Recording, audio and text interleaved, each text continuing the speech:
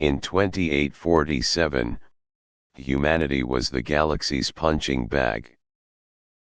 200 years after achieving faster-than-light travel, humans had finally been granted a seat at the Galactic Council, not as equals, but as curiosities. The Council consisted of 12 species that had ruled the cosmos for eons: the crystalline Xylar with their telepathic superiority, the silicon Vorgan with minds like quantum computers, the ethereals of pure energy, the bioengineering Aquarians, the warrior Drakons, the half-machine cyborgs, the shape-shifting Morpheans, the multidimensional quantum beings, the time-manipulating Chronos, the Chinook Psions, the space-surviving void dwellers, and the technomancers who could bend technology to their will.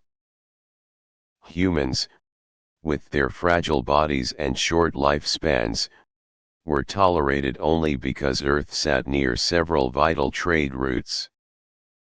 Human ambassadors were patronized, human scientists ignored, and human military forces considered laughable.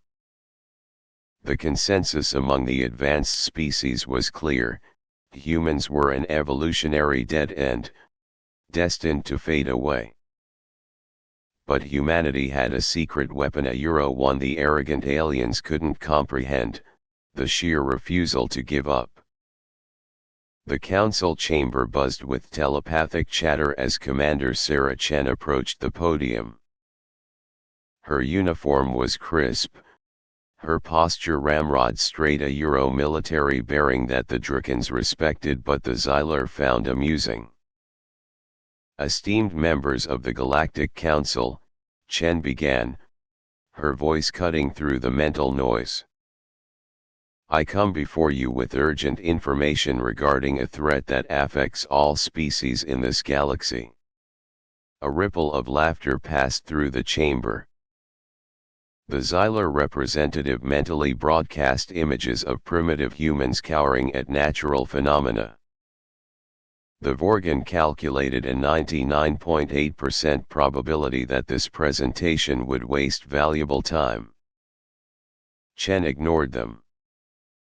For 3 standard years, we've tracked spatial distortions at the edge of known space. They're artificial, expanding exponentially, and our projections indicate they'll reach the core systems within 5 decades. Dr. Marcus Rivera stepped forward, his weathered face intense. We've cross-referenced our data with historical records. These distortions preceded the disappearance of 3 civilizations in the Outer Rim.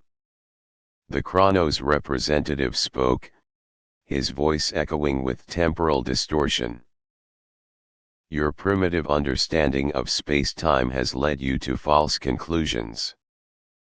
Our temporal sensors have detected nothing. The technomancer added, our networks show no anomalies. Perhaps your instruments are malfunctioning. Ambassador James Wilson, a man who'd negotiated peace in Earth's darkest days, stepped forward. Our data has been verified by 3 independent human research institutes. We request the Morphean representative shifted into a larger, more intimidating form. Civilizations disappear. It's the natural order. The weak perish, the strong survive. Are you suggesting humans have discovered something our advanced sensors missed? The mocking tone was unmistakable. We're not suggesting anything, Chen said, her voice steel. We're presenting data and requesting a joint investigation. The chamber erupted in laughter. Then, the unexpected happened. The main viewing screen flickered from Chen's data to live footage from a Xylar research station on the Outer Rim. Panic filled the screen as crystalline beings fled their station, which was distorting reality itself. Objects appeared and disappeared, space visibly warped, and the laws of physics seemed to break down. The transmission lasted 30 seconds before cutting to static. Silence. That distortion occurred exactly where we projected, Chen said quietly, her voice carrying through the stunned assembly. It's happening faster than we calculated. We need immediate action. The council members stared at the blank screen, then at the human envoys. The mocking expressions had been replaced by shock and disbelief. The human envoy had been right. Sarah Chen had learned resilience on Mars, where she'd watched her parents engineer life into red dust. When humanity achieved FTL travel, she'd volunteered for the first deep space missions, facing aliens who saw humans as food, pets, or experiments. She'd negotiated with beings that communicated through colors and scents, survived attacks by pirates who could phase through matter, and adapted to situations that would break most species. Dr. Marcus Rivera had grown up in Earth's flooded coastal regions after the Great Thaw of the 23rd century. He'd seen civilizations rebuild from ruins, diseases emerge and retreat, and infrastructure fail and rise again. His mind saw patterns where others saw chaos, connections where others saw randomness.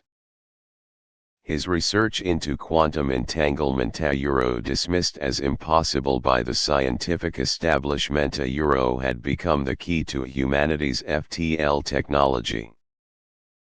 Ambassador James Wilson had negotiated peace when Earth was tearing itself apart. He'd faced down warlords, terrorists, and demagogues. He'd been threatened, imprisoned, and left for dead, yet always returned to the negotiating table, believing even the most intractable conflicts could be resolved. These three humans represented qualities the advanced species had lost: adaptability forged in hardship, creativity born of limitation, and resilience tempered by crisis. The Xylar had never needed verbal diplomacy, the Vorgan had never required intuition, the Ethereals had forgotten physical challenges, the Aquarians had eliminated hardship, the Drakons had never needed negotiation, the Cyborgs had lost touch with their organic origins, the Morphians had never developed a stable sense of self, the quantum beings had little concern for linear reality, the Chronos had never learned to accept finality, the Psions had little need for physical tools. The Void Dwellers had never experienced planetary comfort, the Technomancers had never faced malfunctioning equipment. Humans, with their fragile bodies and short lives, had developed skills the advanced species considered primitive: adaptability, resilience, creativity, diplomatic intuition, problem solving under pressure, the ability to find joy in small victories, maintain hope in dark times, and form bonds that transcended utility. These human traits would prove more valuable than anyone could imagine as the distortions continued their advance toward the galactic center. The Galactic Council formed a joint task force, but it was a token gesture. Chen, Rivera, and Wilson were included as observers, while leadership went to a Xylar commander, a Vorgan scientist, and a Chronos diplomat. Humans received the least advanced equipment, the smallest vessel, and the most menial assignments. The human team accepted without protest. Better to be inside than out completely. The mission began with the Xylar commander Kalar viewing humans with contempt, their minds too primitive for proper telepathic communication. The Vorgan Scientist Unit 734 calculated human contributions at 3.2% probability of usefulness. The Chronos Diplomat Temporal Adjunct 5 considered human temporal understanding laughably simplistic. As they traveled toward the edge of known space, the distortions intensified. Ship systems malfunctioned, navigation equipment gave contradictory readings, and communication signals distorted. The advanced species responded with frustration at their sophisticated technologies failing against the anomalies. The Xylar telepaths found their thoughts scrambling, the Vorgan computational minds encountered paradoxes, the ethereal energy forms destabilized, the Aquarian bioengineered systems broke down, the Draken warriors found their strength fluctuating, the cyborgs experienced conflicts between organic and mechanical components, the Morphians lost control of their shape-shifting, the quantum beings trapped themselves in single dimensions, the Chronos could no longer perceive temporal flow accurately. The Psions' mental powers became erratic, the Void Dwellers found space becoming hostile to their biology, the Technomancers lost control of their technological interfaces. Amid this chaos, the human team remained functional. Their primitive equipment proved less susceptible to distortions. Their organic brains adapted to paradoxes. Their limited abilities forced them to rely on creativity and intuition rather than technological power. They noticed patterns the advanced species missed, connections between seemingly unrelated anomalies, subtle regularities in the distortions, hints of intelligence behind the phenomena. When they shared these observations, they were dismissed. The Xylar accused them of primitive pattern finding, the Vorgan calculated their conclusions as statistically insignificant, the Chronos pointed out humans had no understanding of temporal mechanics. The conflict peaked when the task force encountered a barrier at the edge of the distortion zone, a region where the laws of physics broke down completely. Ships that entered vanished without trace. The advanced species spent weeks analyzing the barrier with sophisticated technologies. Probes malfunctioned or vanished, remote scans produced contradictory results, theoretical approaches led to computational paradoxes. Meanwhile, the human team conducted their own experiments using methods the advanced species considered primitive. They observed, hypothesized, tested, recorded, compared notes. Gradually, they developed a theory about the distortion, something far more complex and dangerous than anyone had imagined. When they presented their findings, they were met with ridicule. The idea contradicted everything the advanced species believed about the universe. It suggested a threat their technologies and abilities might be powerless against. The human team was ordered to cease investigations and focus on support duties. They had discovered the truth behind the distortions, but the very beings whose survival depended on this knowledge refused to listen. With the distortions advancing toward the galactic center, the human team faced a choice: follow orders and allow the mission to fail, or take matters into their own hands and risk everything to prove their theory. Despite orders, Chen, Rivera, and Wilson continued their research in secret. They modified quarters to shield activities, developed communication methods that bypassed ship monitoring, and found creative ways to collect data without official equipment. The breakthrough came when Rivera noticed correlations between distortions and quantum fluctuations the Vorgan had dismissed as measurement errors. Using human-designed equipment less sophisticated but more adaptable he confirmed these fluctuations weren't errors but patterns of information encoded in space itself. Chen used her military training to identify strategic patterns in the distortions. She mapped their progression and discovered they weren't random but followed a complex algorithmic pattern suggesting purpose and intelligence. Wilson applied diplomatic skills to understand the potential motivation behind the distortions. Drawing on humanity's experience with conflict and cooperation, he developed theories about why an intelligence might create such phenomena. Combined, their insights formed a comprehensive theory. The distortions weren't weapons or natural phenomena but communication attempts from a civilization so different that conventional understanding failed. The distortions were attempts to translate concepts from a completely different reality framework into the physical universe inherently destructive to the existing framework of reality. The more the unknown intelligence tried to communicate, the more it disrupted established physics. Armed with this theory, the human team faced a dilemma: how to convince task force leadership that had already dismissed them as primitive thinkers.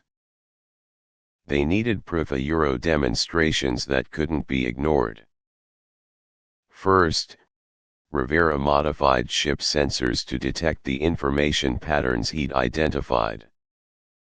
He presented results to the Vorgan as sensor anomalies. Unit 734 analyzed the data and concluded Rivera had made calibration errors. Rivera accepted this but secretly continued collecting data. Next, Chen suggested modifications to the navigation system to better predict distortion patterns. She presented this as a practical solution to navigation problems. The Xyler commander rejected it as too simplistic, but Chen implemented a small version on the backup system. When the main system failed during a strong distortion wave, the backup performed exactly as Chen had predicted. The Xyler noted this with mild interest but attributed it to coincidence. Wilson engaged representatives in conversations about their species' histories and mythologies, particularly first contact stories. He subtly introduced concepts paralleling their theory about distortions. Some found these interesting but none connected them to their current situation. Frustrated, the human team took a direct approach. They used their understanding of distortion patterns to predict a major event visible to all. Within 72 hours, a significant distortion would occur near their location, temporarily creating a stable window into distorted space. They shared this prediction with task force leadership, framing it as a lucky guess based on primitive human intuition. The leadership was skeptical but agreed to maintain observation during the predicted time. When the event occurred exactly as predicted, the task force was stunned. The stable window allowed them to glimpse what lay beyond the distortion barrier, a realm so alien it defied comprehension, but the human team's theory suddenly seemed less ridiculous. The Xyler commander requested an explanation. Chen, Rivera, and Wilson presented their full theory with secretly collected evidence. They explained the distortions as communication, the patterns they'd identified, potential motivations, and most importantly, the risks of treating it as a threat rather than attempting understanding. The reaction was mixed. Some saw merit, others remained skeptical. The Vorgan recalculated human contribution probability at 42.7%, a euro still not decisive but significantly higher. The Chronos acknowledged human perception of temporal patterns had proven unexpectedly accurate. The Xylar commander agreed to allow the human team to conduct a controlled experiment to test their theory. This was a major victory, but with a catch. The experiment would be conducted under strict supervision with limited resources, and any failure would result in immediate removal from the mission. The human team accepted, knowing this might be their only chance to prove their theory and save the galaxy from a threat only they seemed to fully understand. As they prepared, they were acutely aware that the distortions continued advancing toward the galactic center. Time was running out, not just for their mission, but for billions unaware of the danger approaching their worlds. The experiment proposed by the human team was deceptively simple. Based on their theory that distortions were communication, they suggested attempting to send a response using methods that drew on humanity's unique experience with pattern recognition and symbolic communication. Rivera designed a device to translate mathematical concepts into the quantum fluctuations they'd identified in distortions. Chen developed a protocol for timing transmissions to match distortion patterns. Wilson created message content not with complex mathematics or advanced physics, but with simple universal concepts that might bridge gaps between vastly different forms of intelligence. The task force leadership watched with skepticism as the human team set up equipment in a small isolated bay. The equipment looked primitive compared to advanced technology, largely modified human devices with custom components Rivera had constructed from spare parts. The experiment began with Rivera activating his device. Ship sensors immediately detected changes in quantum fluctuations matching Rivera's predictions. Chen initiated her protocol, timing transmissions to match the ebb and flow of distortions. The correlation was unmistakable even to skeptical observers. Wilson initiated the message content a series of simple mathematical and logical sequences followed by representations of universal concepts like growth, connection, and transformation. For several minutes, nothing happened. Representatives exchanged knowing looks. The Xylar prepared to halt the experiment. The Vorgan started calculating failure probability at 98.3%. Then, the distortions changed. Patterns expanding toward the galactic center began to stabilize. Chaotic fluctuations resolved into organized structures. Ship systems that had been malfunctioning began operating normally. The representatives stared in disbelief as data confirmed what the human team had predicted: the distortions were indeed communication, and humans had successfully initiated a dialogue. The Chronos spoke first. "This changes everything. The Vorgan recalculated probabilities so rapidly its processors overheated." The Xylar simply stared at the human team with an expression that, for the first time, was not contempt but awe. The success marked a turning point. The human team was given full authority to direct communication efforts. Representatives from other species now worked under human guidance, using their advanced capabilities to implement human strategies. As communication continued, the nature of the intelligence behind distortions gradually became clear. It was indeed a civilization from a different reality framework attempting contact, but its methods were inherently destructive to the physical universe. The more it tried to communicate, the more it disrupted established physics. The challenge was finding a way to communicate without continuing to damage the galaxy. This is where human adaptability and resilience proved most valuable. While advanced species struggled to comprehend concepts outside established paradigms, the human team approached problems with flexible thinking.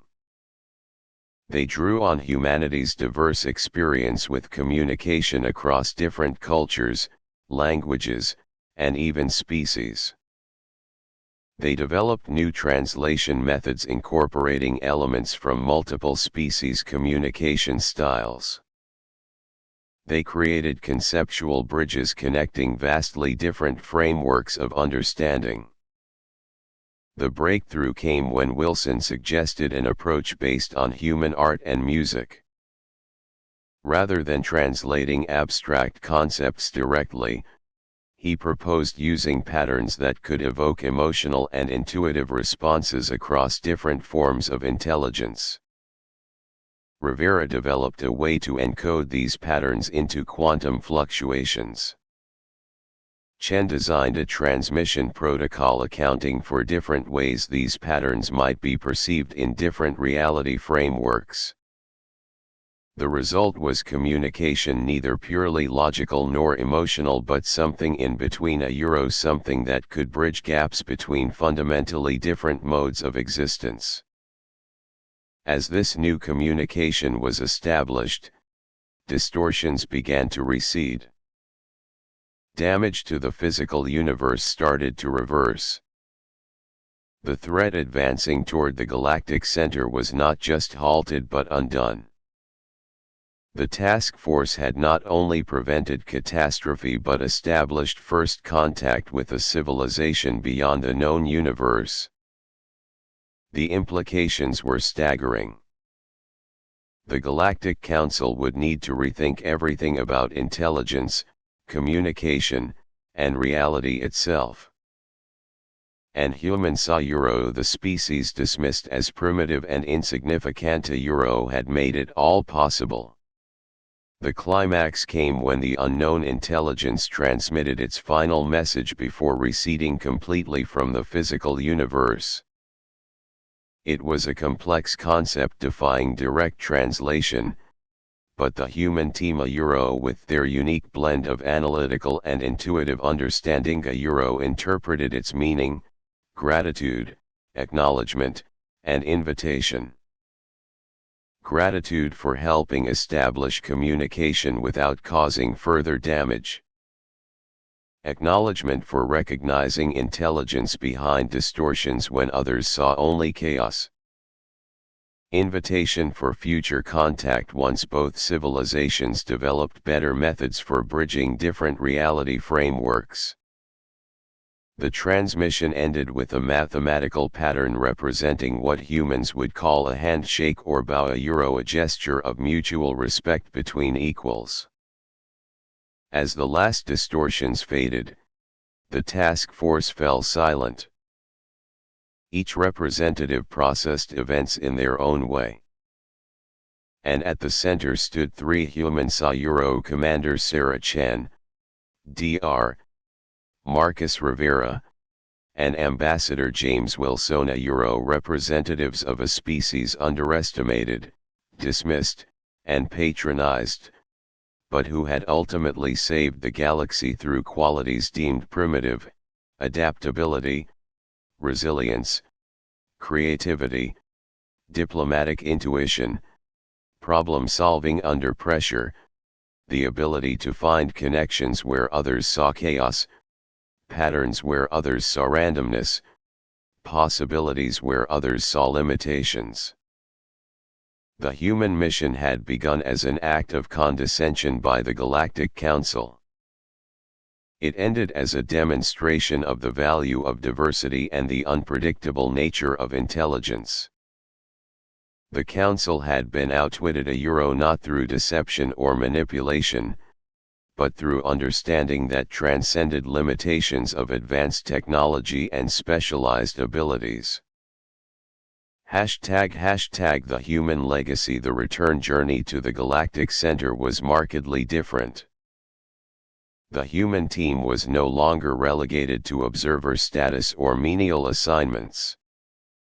Chen was consulted on navigation strategies. Rivera's analysis was sought for interpreting residual effects. Wilson mediated discussions between representatives struggling with implications of what they'd experienced. The formal report presented to the Galactic Council was unprecedented. It began with a statement from the Xyler commander acknowledging the critical role of the human team in the mission's success. It continued with detailed analyses from each species representative highlighting specific human contributions that had proven essential. The Vorgan included a revised calculation of human contribution at 98.9% probability of critical importance. The Chronos appended a temporal analysis showing how human intervention had altered the most probable timeline from catastrophic disruption to peaceful contact. The Council's response was equally unprecedented. They passed a resolution formally acknowledging humanity's unique capabilities and essential role in galactic affairs. They established a new division within the Council structure focused on cross-reality communication with human leadership. They created a research initiative to study human adaptability and resilience with the goal of incorporating these qualities into other species' approaches to problem solving. Most importantly, they issued a formal apology to humanity for previous underestimation and condescension. The human team accepted with characteristic humility. Chen emphasized their success had been collaborative. Rivera highlighted contributions of all species. Wilson framed events as a learning opportunity for the entire galaxy. In years that followed, humanity's role in galactic affairs expanded significantly. Human scientists were consulted on problems requiring creative thinking. Human diplomats sought for negotiations that had reached impasse. Human military strategists asked to contribute to defense planning against threats conventional approaches struggled to address. Yet humanity never lost its essential character. Humans remained adaptable, resilient, creative, and diplomatic. They continued facing challenges with a unique blend of analytical thinking and intuitive understanding. They continued forming bonds of friendship and loyalty that transcended utility. They continued finding joy in small victories and maintaining hope in dark times. The distortions never returned, but the communication channel established by the human team remained open. Occasionally, transmissions came through from the other reality framework always encoded in patterns humans had helped develop. Each brought new insights, challenges, and opportunities for growth. The Galactic Council had learned the universe was more complex, mysterious, and wonderful than imagined. And humanity had learned its perceived weaknesses were actually strengths. Its primitiveness was adaptability. Its limitations were opportunities for creativity. The moral extends beyond this fictional universe. True strength isn't found in specialization or advanced technology alone. It's found in adaptability to new circumstances, creative problem solving, approaching challenges from unexpected angles, collaborating across differences, and finding value in diversity. The most advanced civilization isn't necessarily the one with the most powerful technology or specialized abilities. It's the one that remains flexible, open to new ideas, and willing to learn from unexpected sources. Humanity represents the underdog, the underestimated, the dismissed. Yet precisely these qualities allow humans to see what others miss, try what others consider impossible, and succeed where others fail. The lesson for the Galactic Council Euro and for USA Euro is that intelligence takes many forms, and the diversity of these forms is a strength, not a weakness. The ability to adapt to change, think outside established paradigms, and find connections where others see separation. These qualities are essential not just for surviving in a complex universe but for thriving in it. As the human team discovered, the greatest challenges often require not more power or advanced technology but more flexibility, creativity, and openness to learning from unexpected sources. The greatest strength lies not in what we already know but in our ability to learn, adapt, and grow. In the end, the human mission to the edge of space taught the Galactic Council that evolution isn't a linear progression toward greater complexity or power. It's a branching tree of diverse solutions, each adapted to specific challenges, each valuable in its own way. Sometimes the most adaptable, not the most specialized, survives. Sometimes the most creative, not the most technologically advanced, finds the solution. Sometimes the most diplomatic, not the most powerful, builds the bridge. Sometimes the most resilient, not the strongest, endures. These human qualities once dismissed as primitive proved exactly what was needed to save the galaxy. And in doing so, they earned humanity not just respect but a place at the table where all species, all forms of intelligence, all approaches to understanding the universe are valued for their unique contributions. The Council learned that true strength lies in adaptability, not just power. And humanity learned its greatest asset wasn't technology or abilities but capacity to adapt, think creatively, find unexpected solutions, collaborate across differences, and remain hopeful in the face of overwhelming challenges. These are qualities that allow not just humans but any species to face an unknown future with confidence. Not because they have all the answers, but because they have the flexibility to find new answers as new questions arise.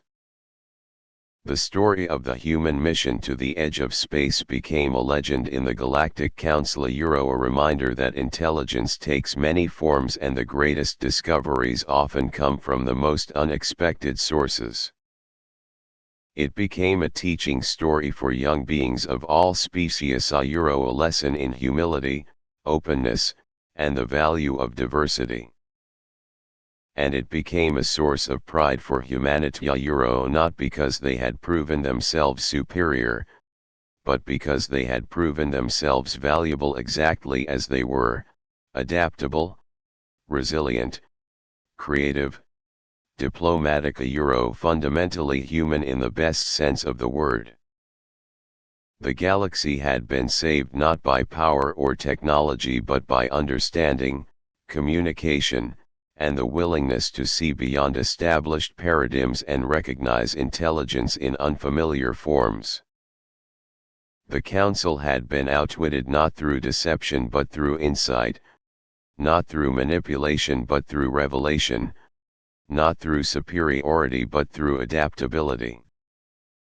And in that moment of understanding, the Galactic Council took its first step toward true wisdom, the recognition that all forms of intelligence have value, all species have something to contribute, and the universe is richer, more complex, and more wonderful than any single perspective can comprehend. The human mission had begun as a concession to a primitive species. It ended as a transformation of galactic consciousness. And at the heart of this transformation lay a simple truth that humans had always known in their bones: strength isn't just about power, it's about adaptability. It's not just about knowledge, it's about creativity. It's not just about ability, it's about resilience. It's not just about individual excellence, it's about collaborative understanding. The Council learned this lesson from the most unlikely of teachers, a species they had dismissed as primitive, insignificant, and temporary. A species that, through its very adaptability, had proven to be not just useful but essential, not just primitive but profound, not just temporary but eternal in its capacity to grow, change, and adapt to whatever challenges the universe might present. This is the story of how humanity saved the galaxy, not with power or technology but with adaptability, creativity, resilience, and the willingness to see beyond established paradigms. This is the story of how the Galactic Council learned that true strength lies not just in what we know but in our ability to learn, not just in what we can do but in our capacity to adapt, not just in our individual excellence but in our collaborative understanding. This is the story of how the underdog, the underestimated, the dismissed proved to be exactly what was needed when the galaxy faced its greatest challenge. This is the story of how being human, in the best sense of the word, became a source of strength not just for humanity but for the entire galaxy.